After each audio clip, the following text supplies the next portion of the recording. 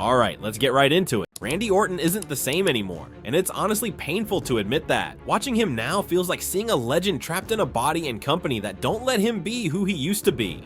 The spark that made him dangerous, unpredictable, and magnetic has faded, and while age and injuries play a role, the real problem runs deeper. WWE has turned one of the most naturally gifted, cold-blooded wrestlers in history into a safe, predictable nostalgia act who exists more for pops than purpose. Every time he walks down that ramp now, it feels less like the Viper and more like an exhibit, something you look at, cheer for, and then forget the second the next segment starts. There was a time when Orton had an aura that nobody else could touch. He could slither into a segment, hit a single line, and make you feel uncomfortable in the best way possible. He didn't need to scream or overact. His calm menace made you believe he could snap at any second. That quiet danger is gone. What replaced it is a man smiling through his entrances, milking crowd chants, and pretending to be the same predator he once was, even though the fire behind the eyes isn't there anymore. It's not his fault. It's the combination of time, pain, and a company that doesn't know how to write for someone like him anymore. The back injury changed everything. He wrestled for 2 decades with one of the cleanest, most precise styles in the business, but that precision came at a cost. His spine went through hell, and by the time he had surgery, people close to him weren't even sure he'd walk back into a ring again. When he finally did, everyone was thrilled, but that celebration blinded people to what he really looked like in that ring. He's slower, more cautious, and clearly protecting himself. Every movement feels thought out, almost mechanical, because he knows one wrong landing could be the end. You can't blame him, but it's sad to see a performer once known for smooth, effortless flow now moving like someone afraid of their own body betraying them.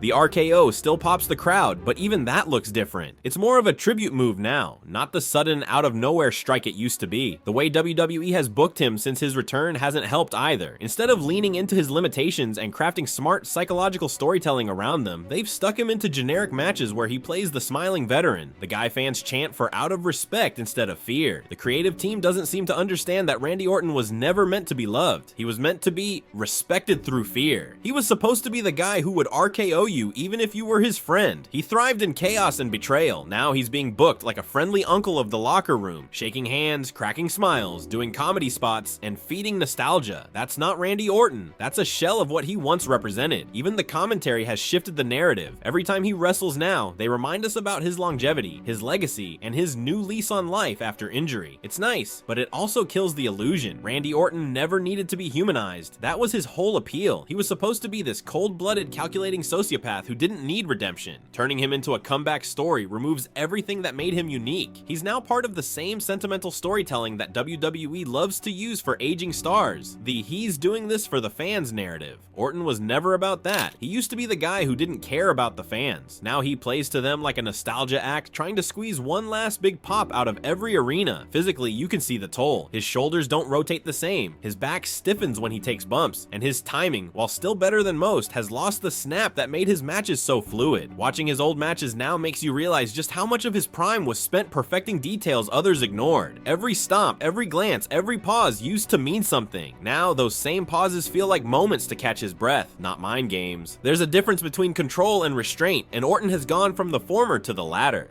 The saddest part is that fans still want to believe he's the same. They chant, they cheer, they yell RKO every time he lifts a hand, but deep down, everyone knows this version of Orton doesn't scare anyone. He's respected, sure, but feared, not anymore. He's been turned into part of WWE's feel-good machine, where everyone is celebrated instead of hated. Even when they tease a heel turn, it feels empty, because you know they won't commit. They'll tease it for a few weeks, maybe have him hit one guy with an RKO out of frustration, and then go right back to pandering. WWE doesn't have the guts to let him be truly vile again. The modern product is too sanitized for that, and that's another huge part of the problem. The current WWE environment, the company that once let him burn down Bray Wyatt's compound, RKO Stephanie McMahon, or punt legends into oblivion, now operates like a polished entertainment brand. Everything's safe, overproduced, and filtered through PR. There's no room for darkness anymore, and Orton's character doesn't function without that edge. The Viper gimmick is built on unpredictability, on that feeling that you never knew what he'd do next. When everything is scripted, when every word is approved, and when every storyline must end with a handshake or redemption arc, a character like Orton suffocates. He's also surrounded by a completely different locker room dynamic. The younger guys coming up now grew up idolizing him, which shifts the energy. They treat him like a god, and WWE books him like one too, but not in the way that works for storytelling. They don't build threats around him anymore. They build respect stories. Every feud is about someone trying to earn his respect, not take him down. That kills any sense of danger. When opponents see you as a hero, not a threat, your character dies. The Orton of old thrived on resentment, on conflict. Now everyone just wants to shake his hand and call him a legend. His rivalries now feel hollow compared to his prime. Back then, his feuds with Triple H, Edge, Cena, and The Undertaker felt personal and violent. They had stakes beyond wins and losses. You believed that Orton hated those people. You could see it in his eyes. Today, everything feels too polite. He cuts calm promos, makes mild threats, then has formulaic matches that end with mutual respect. It's the same WWE pattern that destroys every veteran's edge near the end. They don't want villains anymore. They want marketable nostalgia. Even the RKO, once one of the most electrifying finishers in wrestling history, has lost its magic. They've overused it for cheap crowd moments, turning it into a meme rather than a weapon. It used to come out of nowhere. Now you can see it coming from a mile away. It's no longer a sign of danger. It's a punchline WWE uses to get a guaranteed reaction. Every time they play up the RKO out of nowhere joke, it chips away at what made the move so special. It used to mean someone's night was over. Now it's just part of the show. His body language tells the whole story. There's still pride in what he does, but it's mixed with fatigue. He's trying to live up to his own legacy while fighting against time and creative apathy. You can see flashes of the old Orton in his eyes sometimes. Those brief moments when he hits that cold stare before an RKO, or when he drags an opponent like he's about to snap. But the follow-through isn't there anymore because he's not allowed to unleash it. WWE doesn't trust that kind of darkness anymore. They're too busy protecting their PG image and corporate partnerships to let anyone go full heel in the traditional sense.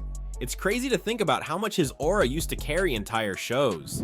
There were nights when Orton was the reason people tuned in. He was the measuring stick for timing, storytelling, and in-ring psychology. Now he's used to fill time or to give the fans a feel-good moment. That's the most damning thing of all. When a performer who used to define danger becomes a comfort character, the decline isn't just physical or creative, it's emotional too. You can tell he knows it. He's self-aware enough to realize he's not that same guy. You can see it in interviews and even in-ring expressions. There's a certain sadness behind the professionalism. He's doing his job, playing his part, but that spark of joy he used to get from playing the villain is gone. Maybe it's maturity, maybe it's weariness, but it's definitely not passion in the same way. Orton used to thrive on chaos. Now he looks like a man tolerating predictability. Even when they tried to give him serious angles recently, like when he was involved with Cody Rhodes or the Bloodline stories, it felt like they never went all in. Orton could have been the guy to completely flip those storylines upside down. Imagine the old Orton manipulating everyone, playing both sides, striking when it mattered. Instead, they used him as a background piece, a nostalgia player who pops in and out to fill a segment. They treat him like a guest star in his own industry. The tragedy here is that Orton still has the mind to create magic. His wrestling IQ is through the roof. If WWE actually gave him creative freedom, he could reinvent himself again, not as the same young Viper, but as a cold, methodical veteran who outsmarts everyone. They won't though. They'd rather keep him safe, smiling, and selling merchandise. WWE doesn't take risks with veterans anymore. They protect them to the point of irrelevance. There's also the reality that his body might not let him go much longer. Every time he takes a bump, it looks like it hurts more than it should. He's holding himself together because he loves the business, but you can see the cost. That's the painful irony. The man who built his reputation on precision and control is now wrestling like someone barely holding on. It's not his fault, it's the price of being too good for too long. Fans don't want to admit it, but the truth is that Orton's run right now is mostly symbolic. He's there to represent longevity, not danger. He's there to make people remember what wrestling used to feel like, not what it still can be.